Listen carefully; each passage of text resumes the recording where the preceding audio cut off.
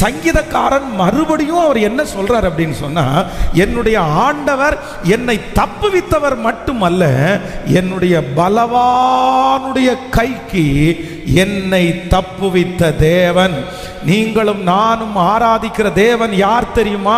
அவர் சாதாரண மனுஷனுடைய கைக்கு தப்புவிக்கிறவர் மட்டுமல்ல, ஆபத்துகளுக்கு தப்புவிக்கிறதுக்கு மட்டுமல்ல, என்னிலும் பலவானுடைய கைக்கு என்னை தப்புவிக்கிறதற்கு வல்லவராய் இருக்கிறார்.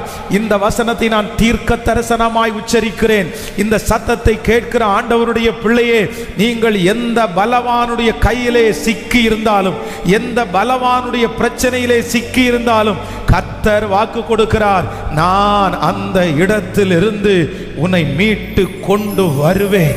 அந்த இடத்திலிருந்து உன் பிள்ளையை மீட்டு எடுப்பேன். அந்த பலவானுடைய கையிலிருந்து கர்த்தர் உங்களை தப்புவிப்பேன் என்று வாக்கு கொடுக்கிறார்.